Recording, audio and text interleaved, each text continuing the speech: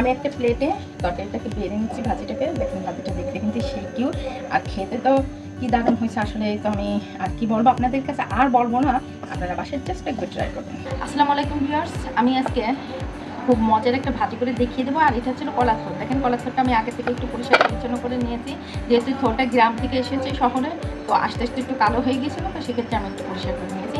তো আমি জীবনে কখনোই থোড় ভাজি বা থোড় ভর্তা খাই নাই, আজ আমি আপনাদের সাথে শেয়ার করছি এটা কত মজা করে রান্না করা যায় চিংড়ি মাছ দিয়ে। আমি এই ভাজিটা চিংড়ি মাছ দিয়ে করে নেবো।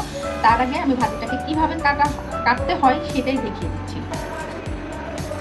জাস্ট এভাবে কাটতে হবে, হাত দিয়ে এরকম পেঁচায়ে এর ভিতরে যে মানে কষের মতো একটা সুতার মতো একটা আছে, এটাকে ফেলে দিতে হবে এইভাবে হাত দিয়ে হাতের সাহায্যে।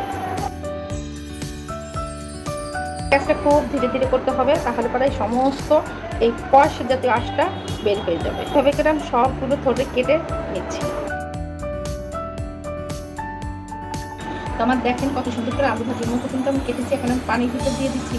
পানির ভিতর দেওয়ার একটাই কারণ হচ্ছে যাতে এর ভিতরে যে কষটা থাকে সেই কষটা বের হয়ে যায়।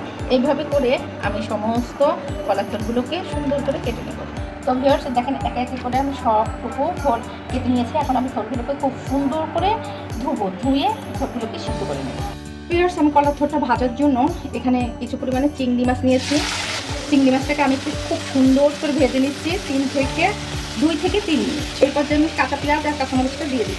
পরিমাণ মতো স্বাদ মতো লবণটাকে দিয়ে দিলাম, যেহেতু আগে থেকে কিন্তু আমি থোড়টাকে কিন্তু একটু লবণ দিয়ে সিদ্ধ করে নিয়েছিলাম, তো সেক্ষেত্রে লবণটা কিন্তু একটু চেখে দেখি, নাহলে কিন্তু লবণটা বেশি পরিমাণে হয়ে গেলে স্বাদটা কিন্তু নষ্ট হয়ে যাবে। এটাকে এই যে সিদ্ধ করে একটা জালিতে ঢেলে নিয়েছি। এখন ভাজিটাকে খুব সুন্দর করে নাড়াচাড়া করে নিচ্ছি।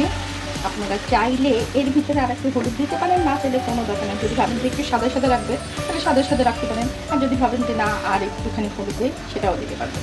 তো আমি একটু হলুদ দিয়ে দিচ্ছি, হলুদ দিয়ে খুব সুন্দর করে নেড়ে দিচ্ছি। আর যদি মনে হয় যে না এর মধ্যে একটু বাটা মশলা দিতে মন চাচ্ছে আপনাদের, তাহলে একটু কিন্তু বাটা মশলা অ্যাড করে দিতে পারেন, কিন্তু আমি দিব না, কারণ এর ভিতরে যেহেতু আমি চিংড়ি মাছ দিয়েছি, চিংড়ি মাছের কিন্তু খুব দারুণ একটা ফ্লেভার আসে। তো সেক্ষেত্রে কিন্তু যে কোনো ভাজির ভিতরে চিংড়ি মাছ দিলে কিন্তু খেতেও যেমন মজা, আর এই সুঘ্রাণে কিন্তু আরও বেশি সেই তরকারিটা বেশি মজা লাগে। তো এইভাবে করে আমি ভাজিটাকে একদম ভেজে নিয়ে রসটা শুকিয়ে যখন তেল উঠে যাবে, তখনই কিন্তু আমার ভাজিটা কমপ্লিট হয়ে যাবে। তো তত সময় পর্যন্ত আমরা অপেক্ষা করি এবং মাঝে মাঝে আমি একটু নেড়ে দেবো। দেখেন ভাজিটা থেকে কিন্তু অলরেডি তেল বের হয়ে গেছে, তার মানে কিন্তু আমার ভাজিটা হয়ে গেছে। তো এই থোড় ভাজিটা যদি আপনাদের কাছে ভালো লাগে অবশ্যই আমাকে কমেন্টস করে জানিয়ে দেবেন আমার ভাজিটা করা আপনাদের কাছে কেমন লাগলো। তো আমি কখনোই আসলে থোড় ভাজি বা থোড় ভর্তা কখনো খাইনি, এই ফার্স্ট খেলাম, কিন্তু আমার কাছে অসাধারণ লেগেছে। আপনাদের কাছে যদি অসাধারণ লেগে থাকে তাহলে আমাকে অবশ্যই জানাবেন। আর একবার হলে দুজন একটু ট্রাই করে দেখেন, আসলে অনেক সুস্বাদু, অনেক মজাদার। আপনারা যদি আমার চ্যানেলে নতুন হয়ে থাকেন প্লিজ আমাকে লাইক কমেন্ট শেয়ার করবেন। আর আমার রেসিপিগুলো যদি আপনাদের ভালো লাগে তাহলে আপনাদের প্রিয়জনদের কাছে একটু বেশি বেশি করে শেয়ার করে দিয়ে আমার চ্যানেলটা যদি এখনও সাবস্ক্রাইব করে না থাকেন তাহলে অবশ্যই আমার চ্যানেলটা সাবস্ক্রাইব করে আমার পাশে থাকবেন। ফেসবুক থেকে দেখে থাকলে লাইক কমেন্ট করবেন এবং ফলো দিয়ে রাখবেন, যাতে করে রেসিপিগুলো আপনাদের কাছে খুব দ্রুত পৌঁছে যায়।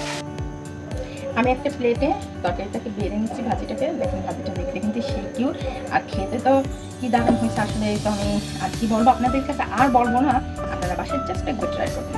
তো এই পর্যন্ত সবাই ভালো থাকবেন, সুস্থ থাকবেন, নতুন নতুন কোনো রেসিপি নিয়ে আবার সামনে হাজির হবো। আল্লাহ হাফেজ।